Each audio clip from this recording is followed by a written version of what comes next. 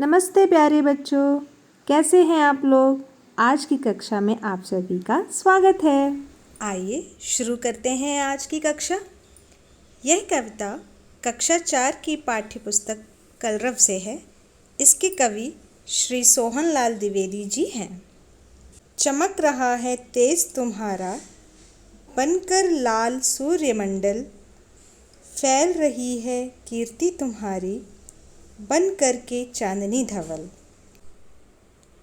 प्रस्तुत कविता में कवि ईश्वर की महिमा का वर्णन करते हुए कहते हैं कि आपका तेज सूर्य की लाल आभा बनकर चमक रहा है। कवि आगे कहते हैं कि आपका यश स्वच्छ चंद्रमा बनकर, प्रकाश बनकर सारे संसार में फैल रहा है। चमक रहे हैं लाखों तारे, बन तेरा श्रृंगार अमल, चमक रही है किरण तुम्हारी, चमक रहे हैं सब जल थल। कवि कहते हैं कि आसमान में चमक रहे लाखों तारे आपका ही श्रृंगार हैं।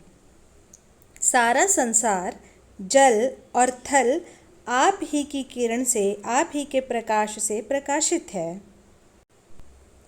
हे जग के प्रकाश के स्वामी, जब सब जग दमका देना, मेरे भी जीवन के पथ पर कुछ किरणें चमका देना।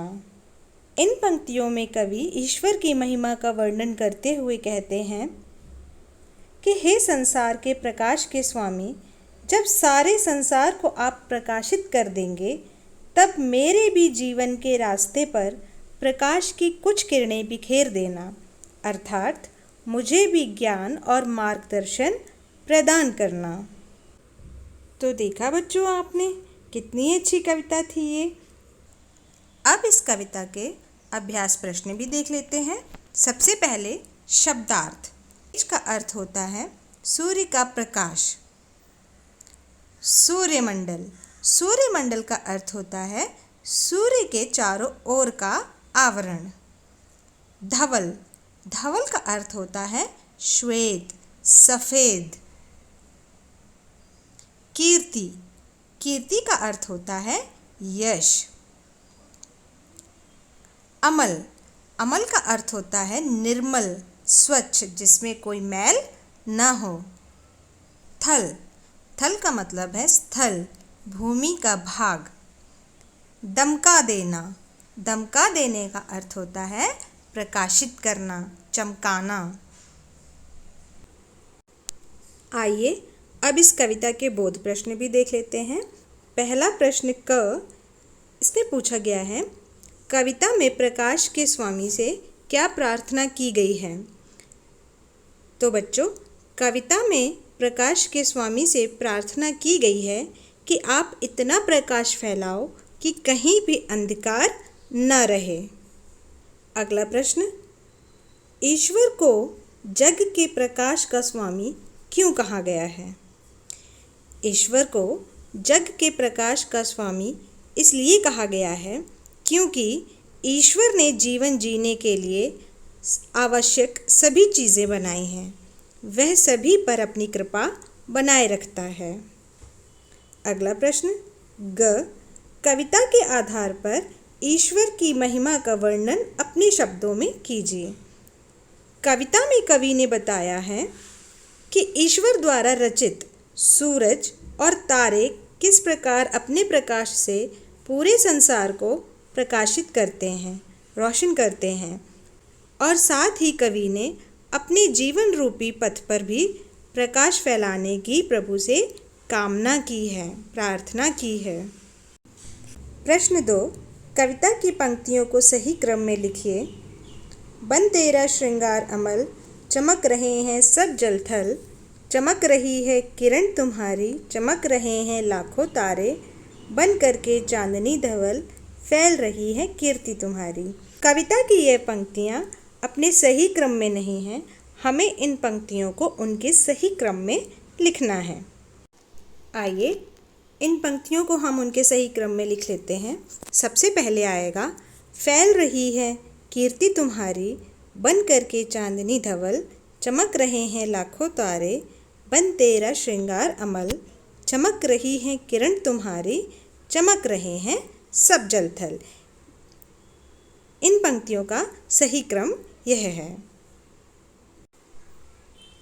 प्रश्न तीसरा, निम्नलिखित पंक्तियों का भाव स्पष्ट कीजिए। हमें इन पंक्तियों का भाव स्पष्ट करना है। हे जग के स्वामी, जब सब जग दमका देना, मेरे भी जीवन के पथ पर कुछ किरणें चमका देना। कवि कहता है कि हे जगत के प्रकाश के स्वामी, आप पूरे संसार को जगमग कर दीजिए और साथ ही साथ मेरे जीवन रूपी मार्ग में भी कुछ उजाला कर दीजिए। प्रश्न 4, सोच विचार कर बताइए, हमें प्रकाश किन किन चीज़ों से मिलता है? प्रकाश तारों और सूर्य से मिलता है। प्रश्न ख, प्रकृति के किन किन रूपों को देखकर ईश्वर की याद आती है? प्रकृति में जीवन को सरल बनाने हेतु सभी प्रकार की वस्तुएं ईश्वर ने बना रखी हैं। ये कार्य ईश्वर के अलावा कोई और नहीं कर सकता है। वह प्रकाश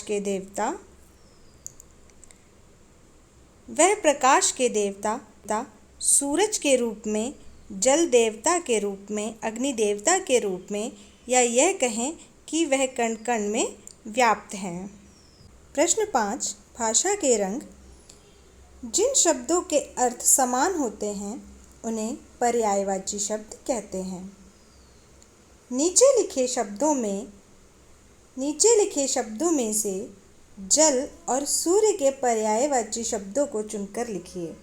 यहाँ पर हमें जल और सूर्य के पर्यायवाची शब्द बताने हैं। बच्चों, एक ही शब्द को हम कई और नामों से भी जानते हैं। आइए पता करते हैं जल और सूर्य के पर्यायवाची शब्द कौन कौन से होंगे। सूर्य के लिए हम रवि, भानु, भास्कर और दिनकर जैसे शब्दों का प्रयोग करते हैं, तथा जल के लिए नीर, वारी, अम्ब और पानी, यह जल के पर्यायवाची शब्द हैं। प्रश्न ख, कविता में जल, थल और जब, सब जैसे समान ध्वनि वाले शब्द आए हैं। इस तरह के शब्दों को तुकांत शब्द कहते हैं। इसी प्रकार नीचे लिखे शब्दों के 3 तुकांत शब्द लिखिए। तुकांत शब्द वे शब्द होते हैं जो बोलने में एक जैसी ध्वनि निकालते हैं, जिनके बोलने पर एक जैसी ध्वनि आती है। जैसे लाल के लिए तुकांत शब्द क्या क्या हो सकते हैं? माल, गाल, शाल। अगला शब्द है तेरा। तेरा के लिए तुकांत शब्द क्या हो सकता है? मेरा, फेरा। अगला तुकांत शब्द चमक। चमक के लिए क्या तुकांत शब्द हो सकता है? दमक, नमक आदि। प्रश्न 6, आपकी कलम से प्रातःकाल चुपचाप थोड़ी देर बाग बगीचे, खेत खलियान में खड़े होकर आसपास के दृश्यों को देखिए, ध्वनियों को सुनिए और अनुभवों को अपनी कॉपी में लिखिए। यह प्रश्न आपको स्वयं करना होगा। जैसा कि यहाँ पर कहा गया है, प्रातःकाल आप जाकर बाग बगीचे, खेत खलिहान में खड़े हो जाइए, आसपास की चीज़ों को, ध्वनियों को, दृश्यों को देखिए, सुनिए और अनुभव कीजिए तथा उस अनुभव को अपनी कॉपी में अपने शब्दों में लिखिए। प्रश्न 7, अब करने की बारी। पुस्तकालय की सहायता से प्रातःकाल वर्णन की सरल कविताओं का संकलन कीजिए तथा इन्हें गाने का अभ्यास करके प्रार्थना स्थल पर समूह गान कीजिए। प्रातःकाल से संबंधित जो भी कविताएं आपको आपके पुस्तकालय की पुस्तकों से प्राप्त हों, उन्हें आप कंठस्थ कीजिए, याद कीजिए। और मेरे 2 प्रश्न, इस कविता को पढ़ने के बाद आपके मन में क्या 2 प्रश्न आते हैं उन्हें लिखिए। प्रश्न 9, इस कविता से पहला प्रश्न, मैंने सीखा। इस कविता से आपने क्या सीखा? अपने अनुभव लिखेंगे। प्रश्न ख, मैं करूँगी या करूँगा।